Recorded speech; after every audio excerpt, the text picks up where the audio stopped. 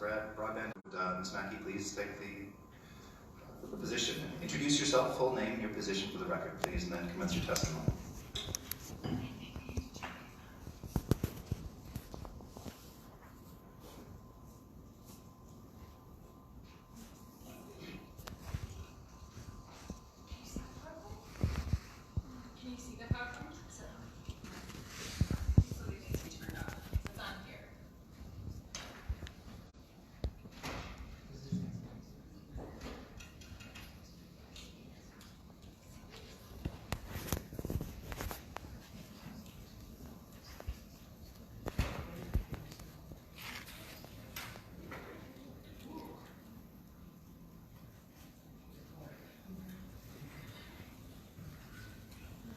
All right, well, good afternoon, Mr. Chair and Senators. For the record, my name is Bree Mackey, and I'm the Executive Director of the Office of Broadband Development. And I'd also like to take a moment to introduce Darielle Dannon with our office as well, who will be here to assist me. I'm really excited to be here with the Senate Ag, Broadband, and Rural Development Committee. I am also a Greater Minnesota girl, and for those of you who know Southeast Minnesota, the other side of Highway 14, I'm from Winona County in a little area called Lewiston. Thank you so much for this opportunity to be with you today and share some of the background of the Office of Broadband Development, the programs that we administer, the progress we have made, and other opportunities we are currently partnering in. During this presentation, I would like to welcome any clarifying questions you may have and want to visit during my presentation. I will do my very best to answer them. I will also be happy to take questions at the end.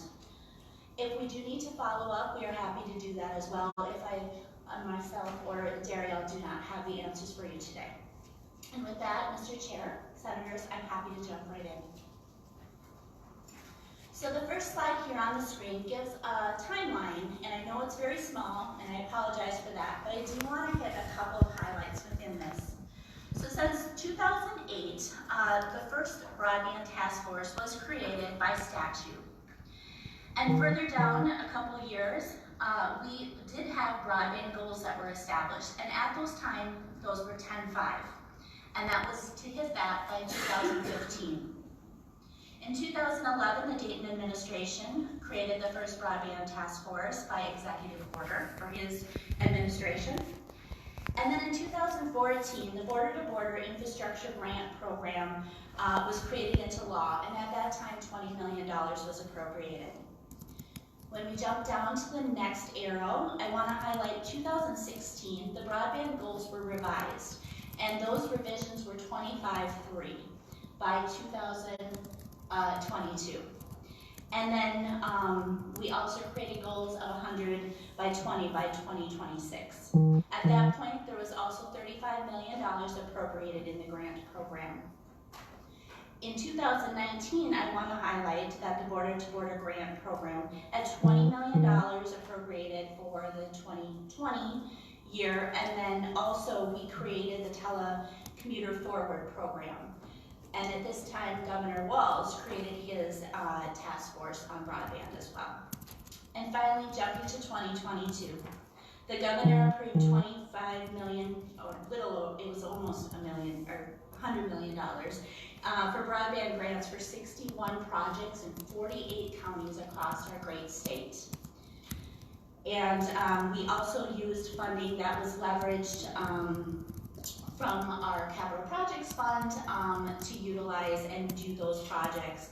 And then, as you also may know, we also have our current RFP program for the current round out there on our website, and that has over $60 million in funds.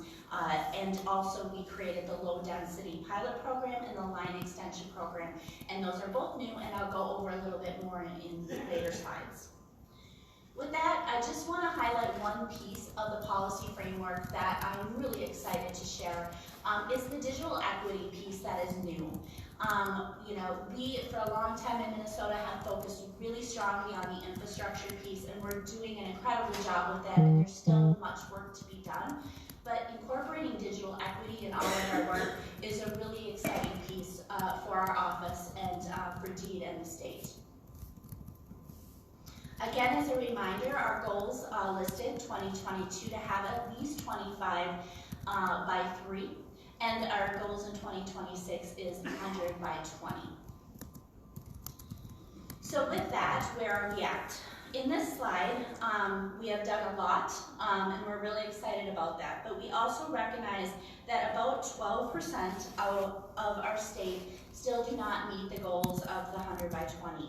And of that almost 12%, 80% are in greater Minnesota. We know that those are the hardest areas to serve and also most expensive to serve.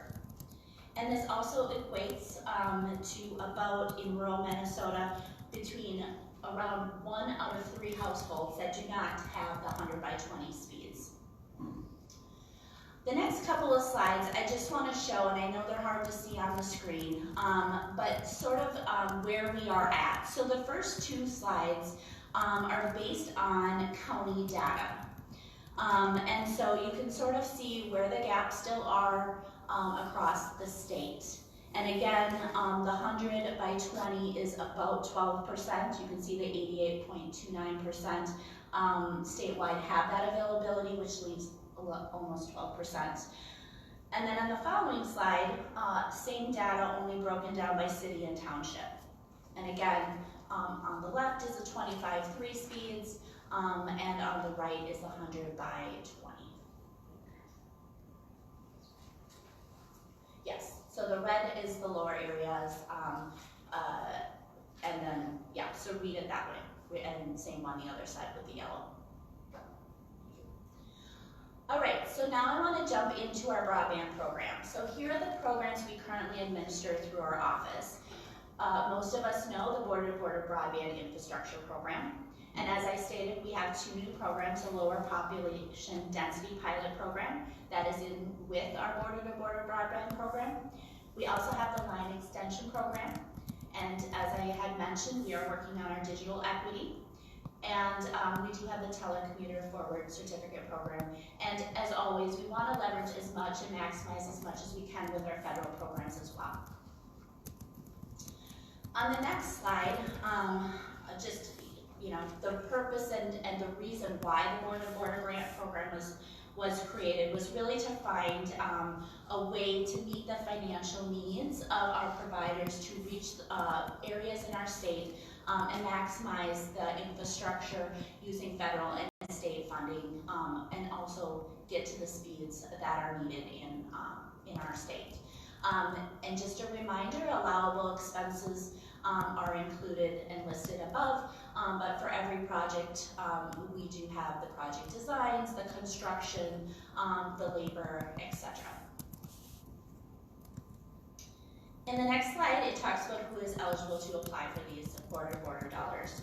And so just want to make note that as we are looking and reviewing all of our applications, we do take a really deep dive in all of those areas and also recognize geographic areas as well. All right, the next slide, a little bit more on the sort of the grant overview. So in the past 8 years, we have 6 years of appropriations going into the program. During each of those times, we have offered a competitive grant program. And we always look at technology that is scalable to the speeds to meet our goals, and also the 100 up and 100 down. Each of those grants awards are $5 million, excuse me, and we do require the 50% eligible expenses match. And that can come from other entities and also our providers who are doing the work. I think you can move on that. All right, the next slide I just want to share is just some general updates. Again, on December 8th, we did just announce almost $100 million in grant funds. And of that is showing the breakdown of where those funds came from, $25 million from the general revenue, as well as our federal partner with the $70 million. This is the single largest investment in broadband in one grant round, and really excited that with all of this dollar and all of these grants, that about over 33,000 homes and businesses will be receiving broadband.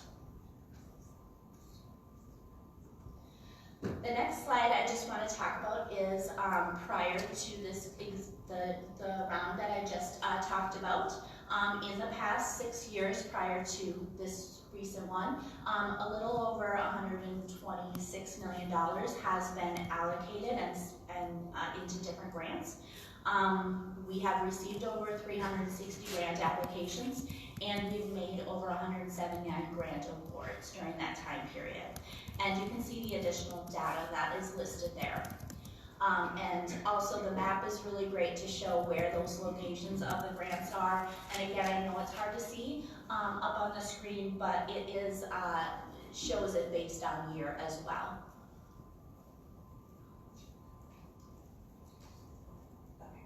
The next slide kind of gives the last 2 grant rounds. So if we're focusing on the 2022, you can see a little over $99 million, 130 applications. Of that, we made 61 awards, the amount of areas served. And then also a nice thing to note is the matching fund investments, and knowing that we are partnering with our providers and communities across the state to make this happen.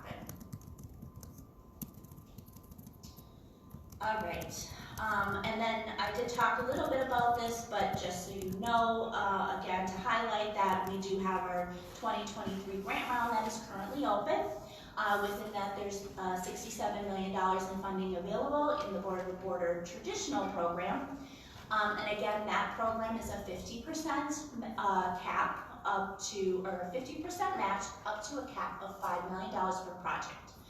And then sharing that $30 million within this program is designated to our low density pilot program.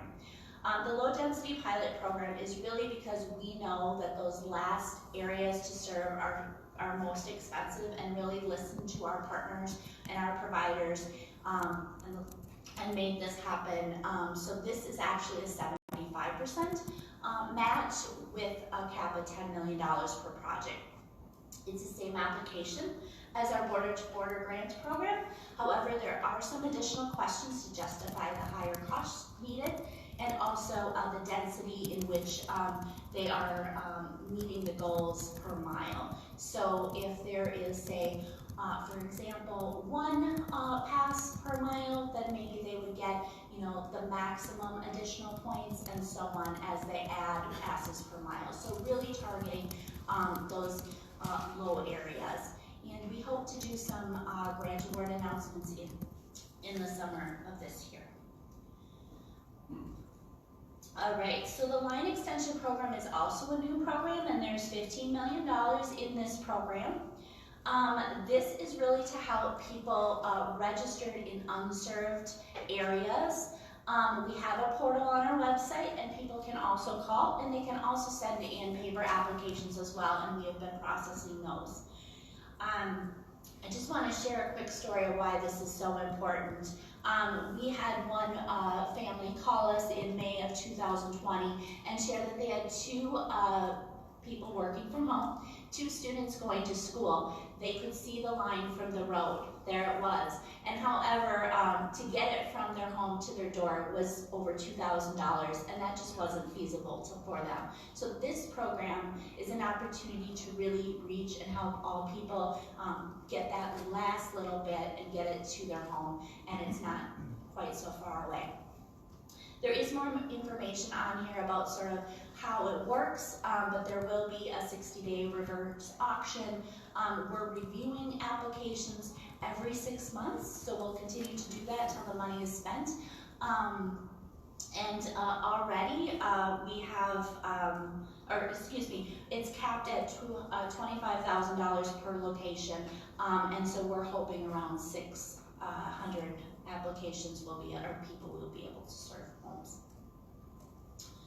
All right, the next program I'll just share a little bit about is our telecommuter forward certificate program. There is no financial pieces in there. Really, it is to provide technical assistance to communities across the state to really promote telecommuting and all that means. So we provide models, templates, technical assistance, instructions, and work with communities across the state who are interested in this program. I just wanted to share a little bit about that.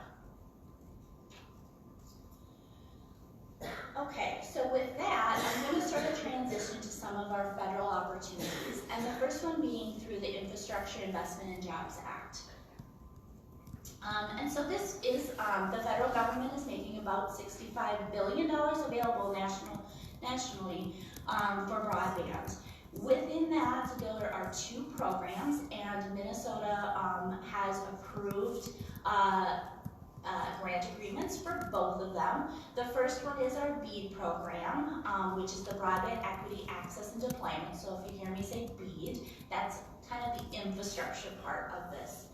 And so we have already been told through the FCC that we will be getting $100 million to go towards the infrastructure. However, and I'll talk about it a little bit more, it does vary based on the FCC mapping that we're currently also working on. So I'll go into sort of a little bit more details in the next slide. And then the other piece, which I'm really excited about, is the digital equity program piece as well. So we are currently working on our digital equity plan as well for the state, and looking at ways that we can, sort of develop not only the infrastructure, but what it takes to utilize the infrastructure as best we can. And so there's a lot more information on both of those programs on our website, but happy to talk more as well. In the next slide, as I was alluding to, the FCC mapping. So the challenge piece right now is happening. Those mapping challenges, which are tied to our funding, the deadline is actually January 13th, so very soon, and tomorrow. But just know that the Office of Broadband has done as best we can with the time frame that they gave us, which is very short, to work with our mapping vendors and internally with our mapping within our department to do some challenges of our own. We also encourage our associations, our counties, our cities, our townships, and also put a letter to the editor in local papers to encourage individual homeowners and businesses to challenge the map on the accuracy of their availability speed, as well as we're doing the fabric mapping as well. So those maps that the FCC are using will determine sort of the funding of which we will receive in that BEAD funding. So the base funding is $100 million. However, determining whatever comes out of these maps will also go into the formula of which the funding will receive through the IIJA. And then the infrastructure piece, again, the BEAD plan that we're working on has to be submitted by July 12th, 2023, which I'm happy to report Minnesota, because we have a robust broadband program in existence, we are confident that we can put a very high-level plan together by that date, and then implement it within the next 5 years. The next slide talks a little bit about our digital equity plan. So as I have stated, this piece really talks about inclusive ecosystems of digital world and making sure that everybody has the tools they need to thrive in Minnesota here. And so with that, we have been working on community engagement across the state. We've hired a digital equity lead within our office. We're working on hiring a community engagement and project management coordinator. And all of this work is being aligned with our BEAD program and our planning there as well. This particular plan we have until November 30th of 2023 to put our plan together. And then we will also have a 30-day draft period for public comment. So looking forward to putting all of that together and seeing sort of where that goes within our office and continuing that work on long after that period. With that, I have to make a plug. Part of our planning process with NTIA is to do Internet for All kickoff meeting. And so up here is the date of our meeting, where it's located, and why we're doing it, and our partners. And I just want to make sure to say we are really pleased with the partners who have stepped up to make this a priority in our state. And then also just make sure that this event is free. It's open to everyone, and we hope anybody in the housing, in veteran services, in healthcare, residents, all anybody that is interested attend our event, and it is also a virtual option is also available. All right, so as I had stated earlier, we do want to maximize other federal programs that are available. I won't go into a lot of detail, but just want to make sure you're aware that the Affordable Connectivity Program is still out there. It helps assist households with their monthly broadband expenses. This is an FCC program as well, and people go and register themselves. The next program is the Reconnect program, which a lot of you probably know ran through the Department of Ag, the Federal Department of Ag Rural Development as well. And so Minnesota has been part of that program. And yeah, I guess we in Minnesota have taken advantage of that program and tried to leverage that through our different communities. All right, the next one is the Tribal Broadband Connectivity Program, and again, Minnesota has been active in looking for those grant opportunities and has done well. And then Enabling the Middle Mile Broadband Infrastructure Program is also an NTIA administered program, and awards for this particular program come out in March of 2023, so we'll be looking to see how Minnesota does in that area. And finally, the Rural Digital Opportunity Fund, which we affectionately call RDOF. This is very, I know, complicated program, but just know, happy to get more information to you if you're not familiar with it. But really, it's the reverse auction, making sure that the Rural Digital Opportunity Fund is used well. We're here to be resources to all of our communities that are interested in those programs. All right, and with that, I hope I didn't go too fast. Here's some more information where you can reach us in our office, where you can reach me, and I'm certainly happy to take any follow-up questions you may have right now. Thank you, Ms. Mackey, for being so thorough and so efficient at the same time. And also thank you for meeting with me a couple weeks ago to talk about some of the stuff. One of the things that you brought up in our prior conversation that is clear in your presentation today is that there are different buckets of funding that are going towards solving our broadband problem. And something that I believe I learned from you was that federal dollars have different requirements for when they can be spent and how they can be spent.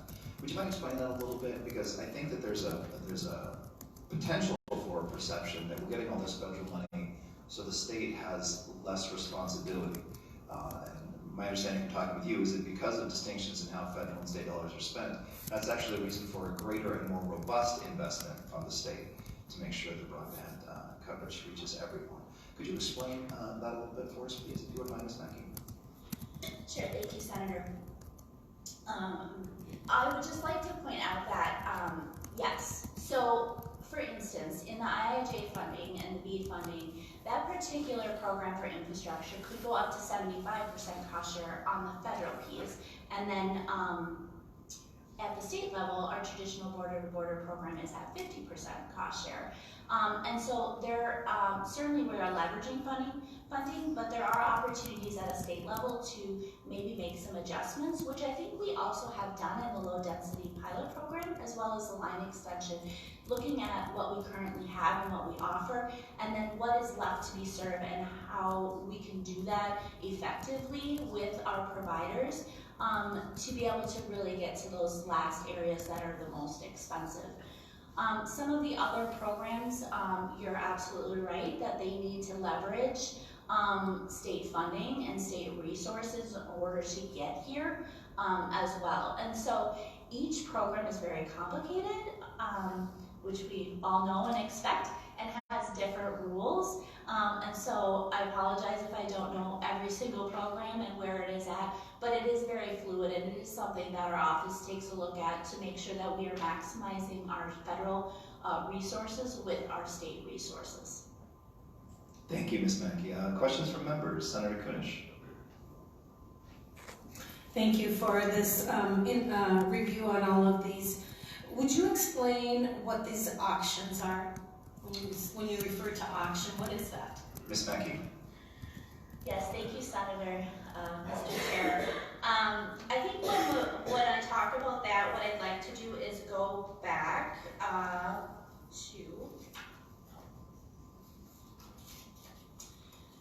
actually,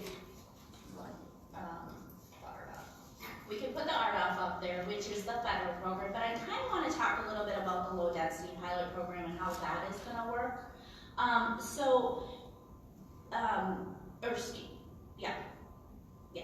Not the low density, I'm sorry, the line extension. So when a person makes their registration on the website, and we'll review those every 6 months, we're going to have a list and we're going to go out to all of our providers that state in the area where the service is being requested or saying that they don't have, and asking them to validate whether or not those services, those speeds, the accessibility is really truly where it is being registered for, or if they can get it there.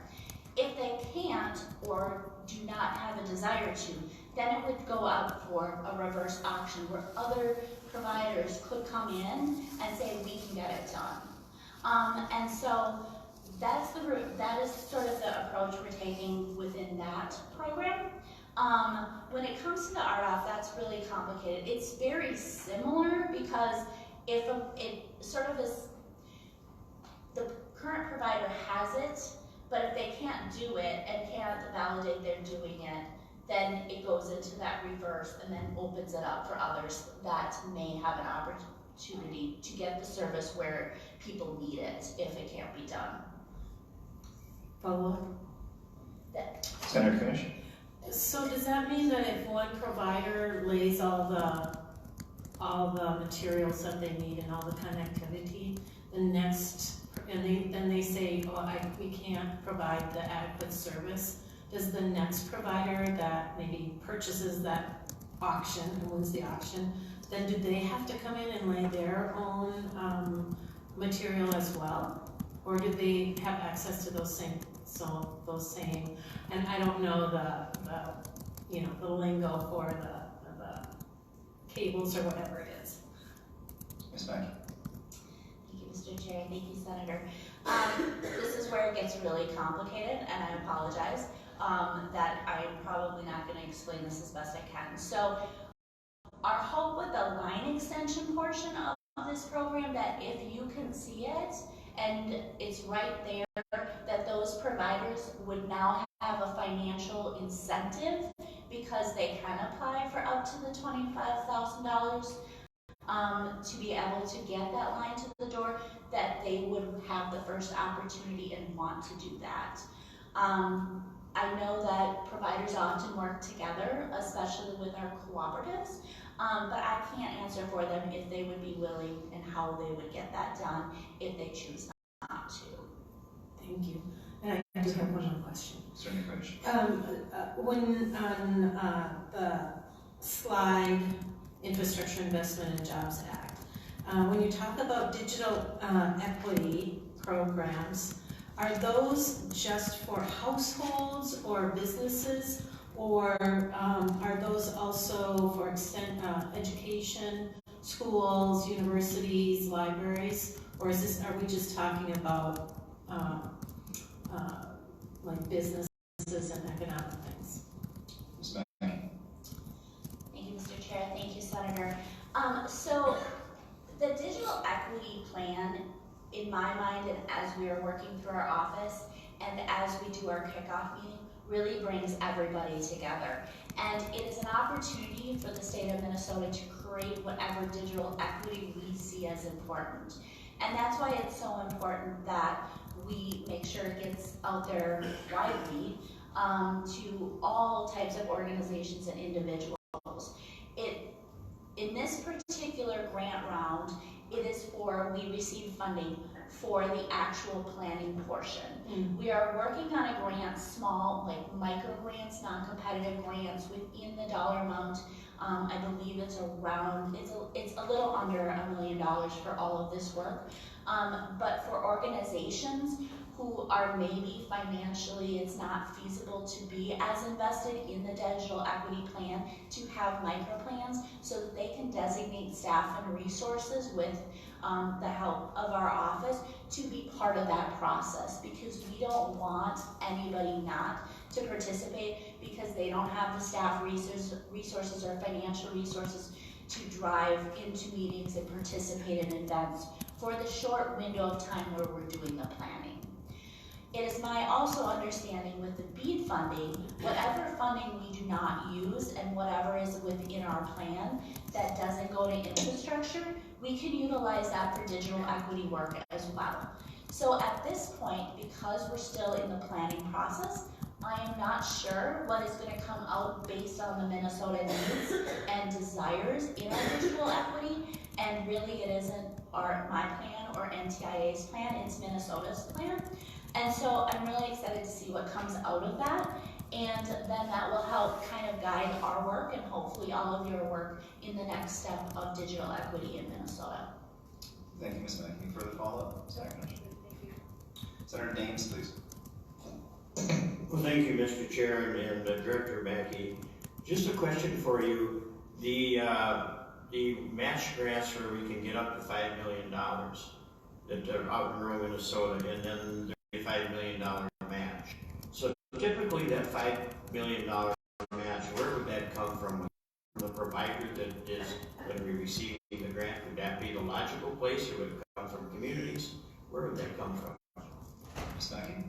It could come from local communities, and we've seen that, especially after the pandemic, that counties or cities have allocated some of their federal resources in order to do match dollars. It also comes from the providers who are doing the work as well. And so it really depends on the community and where they have put broadband as their priority and the needs in the community to gather that match dollar. Follow up, Mr. Chair. Senator Daines? Could you tell me where you think the majority of the match is coming from, providers or communities? Ms. Mackey? Thank you, Chair. Thank you, Senator. In my just short period of time, again, I have heard from a lot of communities as well as providers that are really partnering together and leveraging that federal dollar amounts from our counties, pandemic funding, city pandemic funding, to help bridge those gaps where the providers don't have either the resources or need that financial boost and want to partner together. Senator Thank Daines? you. Thank you. Members, any further questions? Ms. Mackey? Thank you very much. Oh, I'm sorry. Senator Anderson, please. Thank you, Mr. Chair. I know that there's many different areas throughout the state that are still looking for help in the broadband area, but I'm looking at my area, Bright County, where there are areas within the county.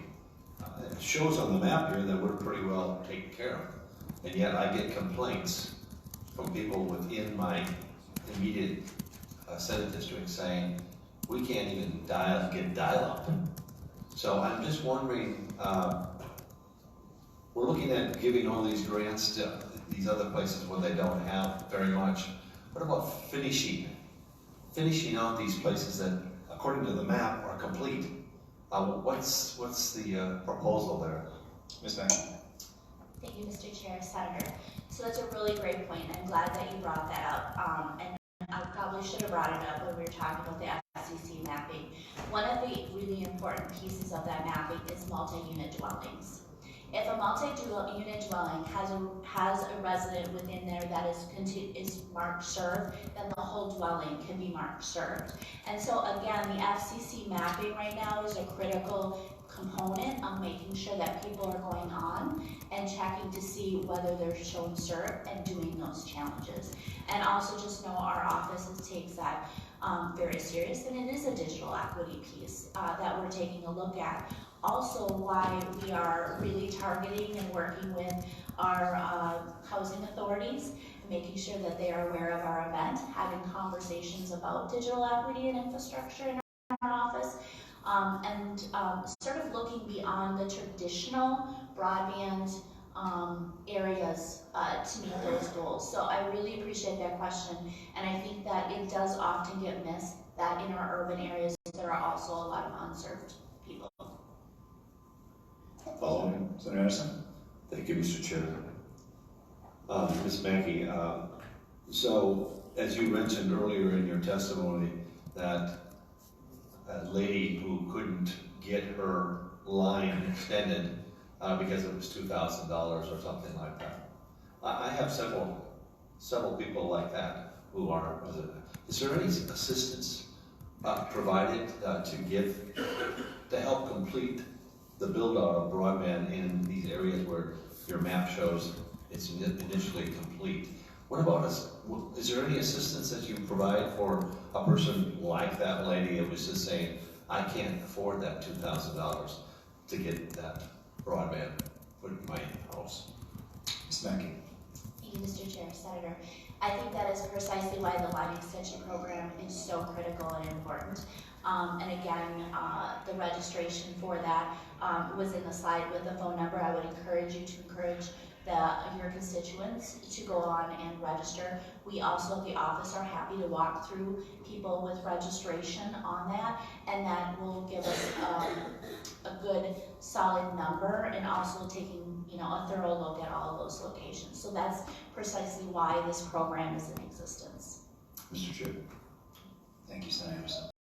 Any further questions, members? Follow, Mr. Chair. Oh, I'm sorry, Mr. Senator Anderson. Ms. Mackey, do you have a full staff running your office? Because I hear people who get put on hold and all of a sudden the line goes blank. Do you have a full staff? Ms. Mackey. Thank you, Mr. Chair, Senator. We do not. I will just tell you, we, much like every other industry right now, workforce is a challenge. We are working on that. We currently are working on hiring 2 more grant administrators, which will help us with this incredible amount of funding and grants that we are awarding and looking to award in the future. We're also looking for hiring our own GIS person, as well as I talked about in the digital equity role, a position there as well.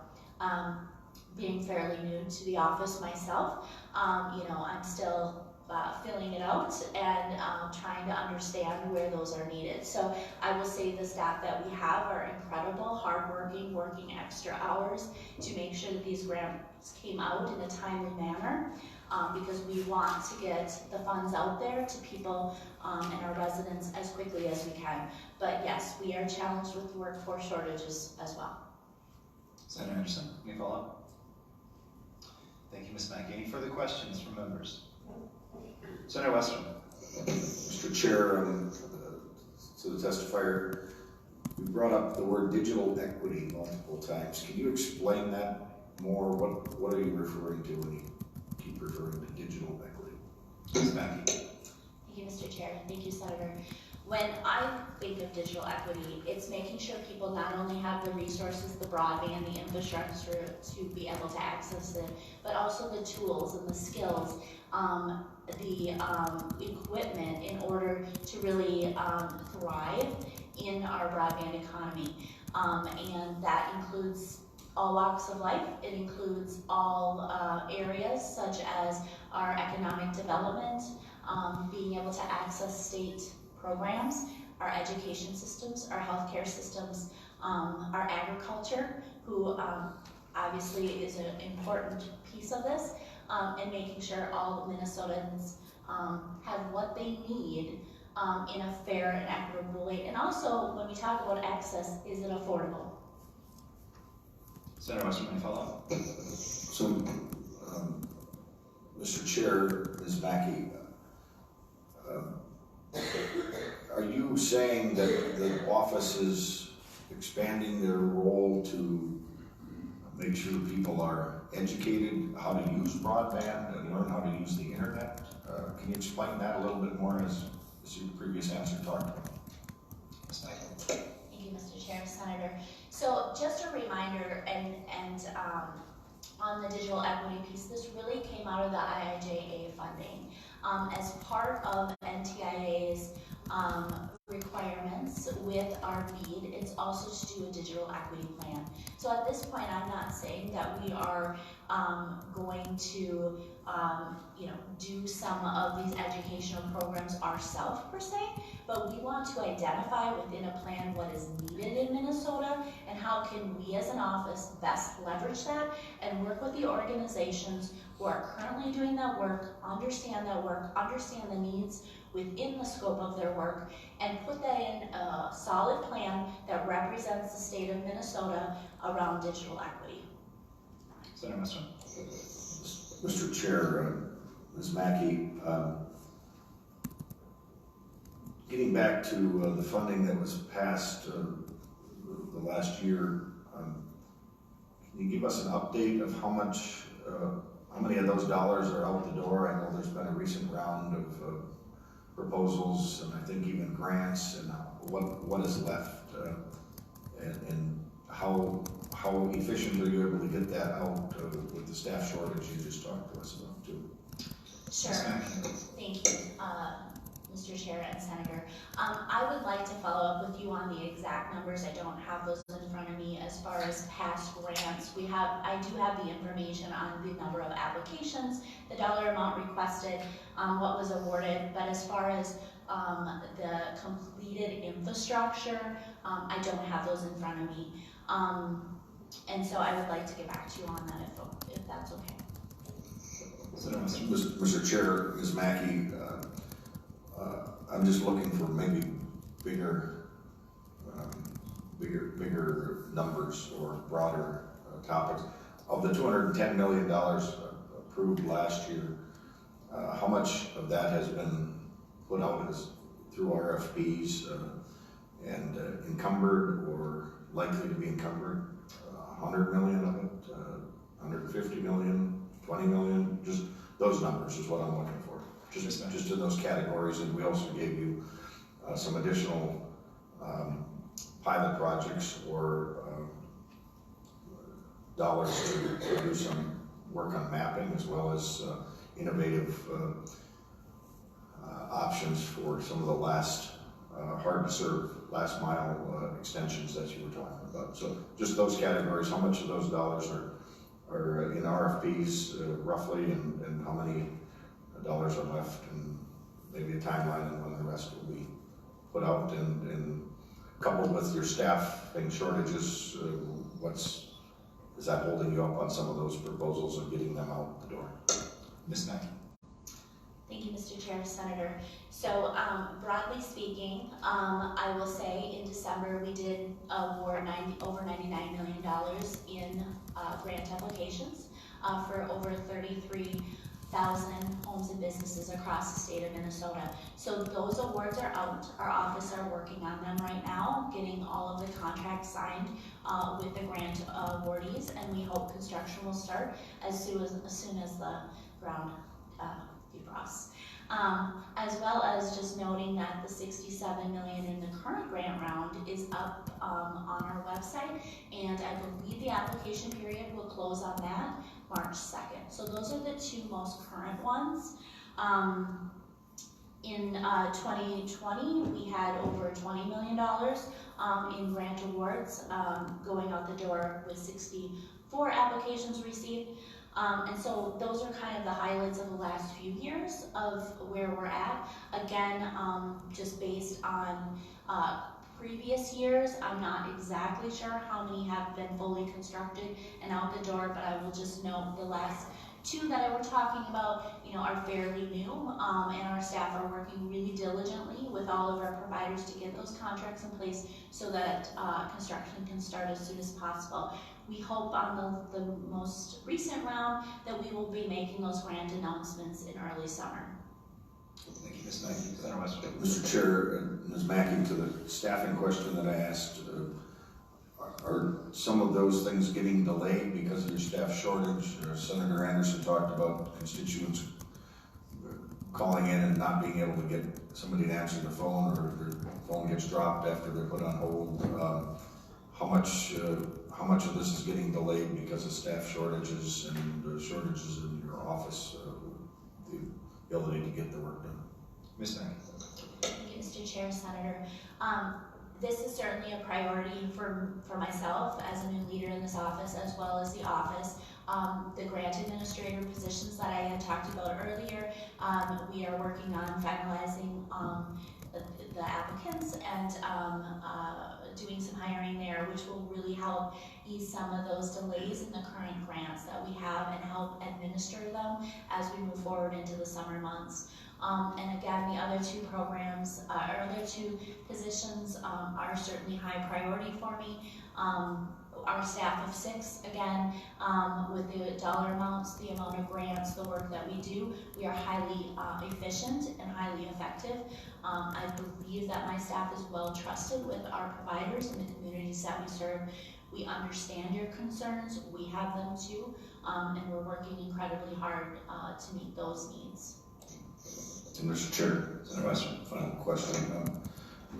Ms. Mackey, I get a little concerned when I hear the broadened definition of your digital equity, and then at the same time where the purpose and the mission of the office is to deploy the rural broadband program and the infrastructure to have the backbone put in.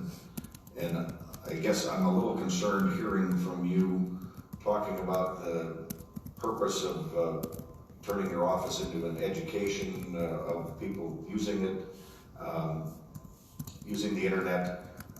That should really be the focus of our education system, and I just hope we aren't losing our mission and the purpose of the Office of Broadband, which was set up to actually have an end date coming, this decade potentially, because we could have the broadband built out and the infrastructure in place. And so I'm a little concerned about the staff shortages and the priorities of getting out the main thing, staying the main thing, which is building the broadband infrastructure and backbone across the state. And so can you comment on that? How are you going to put these priorities at a higher level? Because turning your office into an education system so users know how to use the internet or the broadband, I just think is way beyond what your office was ever set up to do. Ms. Mackey. Thank you, Mr. Chair, Senator. So just to reiterate, again, the digital equity piece is a federal program, and it is partnered with the BEAD program, which is infrastructure. So those two have to align and work together in order to leverage the maximum federal resources we can with the infrastructure piece. Again, if I didn't make this clear, certainly our job is to help develop the digital equity plan and bring all those partners that you talked about that are in our education, in our workforce, in our healthcare, together to have a conversation around what digital equity means to them. I certainly don't think any one of us want to take over a role that other agencies are already doing and other groups. But I do think that there's an opportunity to work together to leverage all the resources that are available in order to make sure that the infrastructure continues to happen and the whys that it needs to happen are part of the conversation. Thank you, Mr. Chair. Members, any further questions? Thank you, Ms. Mackey, Ms. Danik, for your thorough presentation.